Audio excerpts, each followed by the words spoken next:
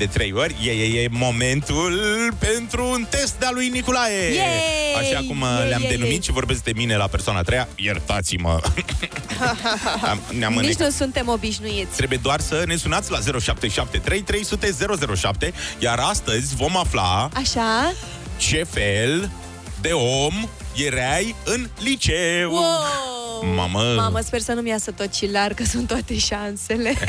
erai tocilar? Da, e. Avem eram și trei fan, variante. dar eram și tocilară, recunosc. E simplu testul ăsta, sunt foarte curios. Eram o tocilară fan. O tocilară fan. Ți-ai dat tu aici repede. Deci avem așa, majoritatea A, elevul de manual, majoritatea B, echilibratul și majoritatea C, dar să nu răspundeți după aia cu ce la toate, majoritatea C, legenda clasei. Tu sigur erai legenda clasei. Eram legenda clasei. Eu cred că eram elev de manual. 0773 300 007. Hai să vedem cine sparge gheața în dimineața asta. Hai să vedem. Alo, bună dimineața. Alo, bună dimineața. Bună dimineața. Cu cine avem plăcerea să dai și radioul încet? Oleu, ne auzim de 3. Gata. L-am dat încet. Flori, vină mai aproape de telefon, că te auzim în ecou rău de tot. Gata? Da? Gata. Bună dimineața, e mai bine? Altceva. Altceva. Bine ai venit la Nostalgia Radio, Flori. Ești gata pentru testul lui Nicolae? Încercăm. Hai să vedem. Prima întrebare pentru tine. Cum intrai în clasă? A. Salutai pe toată lumea, energie bună. B. Te așezai liniștit la locul tău. C. Intrai cu gașca, gălăgie totală. A. Foarte frumos. 2. Relația cu profesorii. A. Erai preferata lor. B. Corect, fără prea multă implicare. C. Aoleu, iar tu? B. 3. În pauze. A. Vorbeai cu toată lumea. B. Stăteai în cercul tău. Și C. Făceai ceva dubios sau funny. B. B. Stăteai în cercul tău. Mergem acum la întrebarea cu numărul 4. Temele. A. Mereu făcute. B. Făcute uneori. Și C. Ce temă? Elev model, domne. Mergem mai departe. 5. La teste. A. Știai materia. B. Te descurcai cum puteai. Și C. Sistem paralel de supraviețuire. B. Te descurcai cum puteai. Bun. Rolul tău în clasă, întrebarea cu numărul 6. A. Liderul, organizatorul. B. Observatorul. Și C. Distracția clasei. Mai degrabă ce? Mai degrabă ce? Mamă, Flori! Distracția clasei. Nu prea, da. 7. Absențe. A. Rare. B. Din când în când. Și C. Sport extrem. B. B. Din când în când. Foarte frumos. Păi, la liceu, nici prezentă mereu, nici... Corect. Important e să ne descurcăm la liceu. 8. Așa. Prima iubire din liceu, Flori. A. Serioasă. B. Complicată. C. Un film întreg.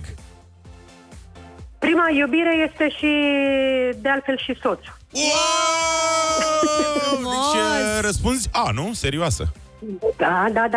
Sau un film întreg. Vezi că merge și aici. Merge și A și C. La început a fost dragoste cu nebădăi. Tineri, atunci, ne certam hai să zicem des, C, ne păcam, Ce? Film întreg. Pentru că e un film frumos de care te bucuri încă. 9. Exact. 9. Cum te vedeau colegii? A. Asta ajunge departe. B. E ok, e a noastră. C. Nu știm ce face, dar e entertaining. B. B. Am înțeles. Și 10. Ultima întrebare. Dirigintele despre tine spunea că ești A. Exemplu. B. Că ai potențial. Și C. Să mai discutăm puțin. B. B. Oficial, B. Ai răspuns la cele mai multe întrebări. Bine, și Flori, hai să vedem. Flori, ești echilibratul sau echilibrata, mie mi-a dat la masculin aici.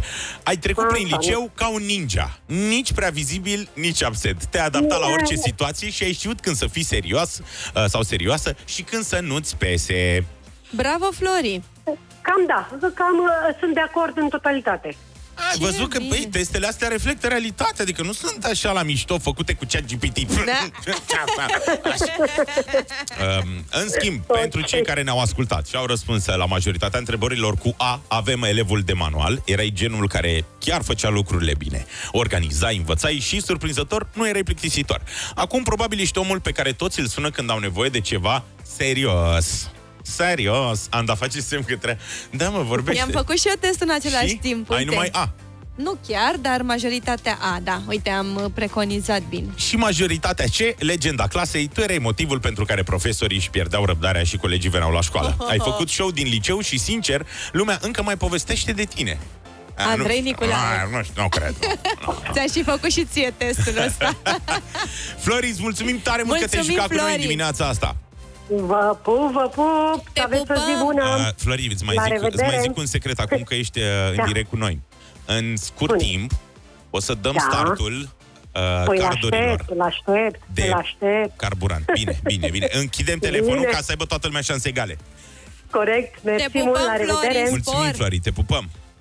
Iar noi avem o piesă, nu că celebră, o piesă care o să vă pună zâmbetul pe buze, așa cum ne punem noi cafeaua în can. Bună dimineața!